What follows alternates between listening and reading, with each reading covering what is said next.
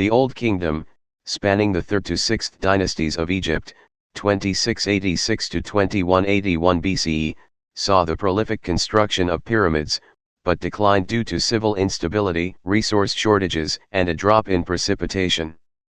The Old Kingdom is the name commonly given to the period from the 3rd dynasty through the 6th dynasty, 2686 to 2181 BCE, when Egypt gained in complexity and achievement. The Old Kingdom is the first of 3 so-called kingdom periods that mark the high points of civilization in the Nile Valley.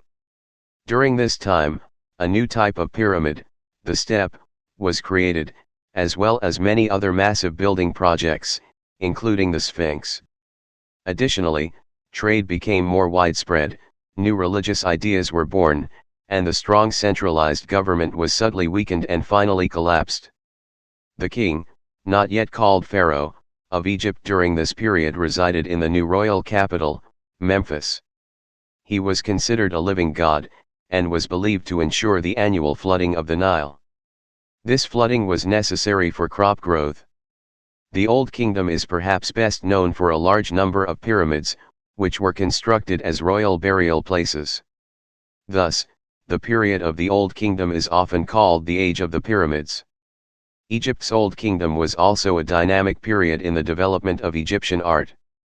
Sculptors created early portraits, the first life-size statues, and perfected the art of carving intricate relief decoration. These had 2 principal functions: to ensure an ordered existence, and to defeat death by preserving life in the next world. The beginning, 3rd dynasty, 2650 to 2613 BCE. The first notable king of the Old Kingdom was Djoser, reigned from 2691 to 2625 BCE, of the 3rd dynasty, who ordered the construction of the step pyramid in Memphis necropolis, Saqqara. It was in this era that formerly independent ancient Egyptian states became known as nomes, and were ruled solely by the king. The former rulers of these states were forced to assume the role of governors or tax collectors. Golden Age, 4th dynasty, 2613 to 2494 BCE. The Old Kingdom and its royal power reached a zenith under the 4th dynasty, which began with Sneferu, 2613 to 2589 BCE. Using a greater mass of stones than any other king, he built 3 pyramids, Meidum, the Bent Pyramid, and the Red Pyramid. He also sent his military into Sinai, Nubia, and Libya, and began to trade with Lebanon for cedar. Sneferu was succeeded by his famous son, Khufu, 2589 to 2566 BCE, who built the Great Pyramid of Giza. After Khufu's death, one of his sons built the Second Pyramid, and the Sphinx in Giza. Creating these massive projects required a centralized government with strong powers, sophistication, and prosperity. Builders of the pyramids were not slaves but peasants, working in the farming off-season, along with specialists like stonecutters, mathematicians, and priests. Each household needed to provide a worker for these projects, although the wealthy could have a substitute. The later kings of the 4th dynasty were King Menkaure, 2532 to 2504 BCE, who built the smallest pyramid in Giza, Shepseskaf, 2504 to 2498 BCE, and perhaps Jedefta, 2498 to 2496 BCE. During this period, there were military expeditions into Canaan and Nubia, spreading Egyptian influence along the Nile into modern-day Sudan. Religious changes, 5th dynasty, 2494 to 2345 BCE. The 5th dynasty began with Userkaf, 2494 to 2487 BCE, and with several religious changes. The cult of the sun god Ra, and temples built for him, began to grow in importance during the 5th dynasty. This lessened efforts to build pyramids. Funerary prayers on royal tombs, called pyramid texts, appeared, and the cult of the deity Osiris ascended in importance. Egyptians began to build ships to trade across maritime routes. Goods included ebony, incense, gold, and copper. They traded with Lebanon for cedar, and perhaps with modern-day Somalia for other goods. Ships were held together by tightly tied ropes. Decline and collapse, the Sixth Dynasty, 2345 to 2181 BCE. The power of the king and central government declined during this period, while that of nomarchs, regional governors, increased. These nomarchs were not part of the royal family. They passed down the title through their lineage, thus creating local dynasties that were not under the control of the king. Internal disorder resulted during and after the long reign of Pepi II, 2278 to 2184 BCE, due to succession struggles, and eventually led to civil war. The final blow was a severe drought between 2200 to 2150 BCE, which prevented Nile flooding. Famine, conflict, and collapse beset the Old Kingdom for decades. Now let's talk about the First Intermediate Period. The First Intermediate Period, the 7th to 11th Dynasties, spanned approximately 100 years, 2181 to 2055 BCE, and was characterized by political instability and conflict between the Heracleopolitan and Theban kings. The First Intermediate Period, c. 2181 to 2055 BCE, often described as a dark period in ancient Egyptian history after the end of the Old Kingdom, spanned approximately 100 years. It included the 7th, 8th, 9th, 10th, and part of the 11th dynasties. The First Intermediate Period was a dynamic time in history when rule of Egypt was roughly divided between two competing power bases, Heracleopolis in Lower Egypt, and Thebes in Upper Egypt. It is believed that political chaos during this time resulted in temples being pillaged, artwork vandalized, and statues of kings destroyed. These two kingdoms eventually came into military conflict.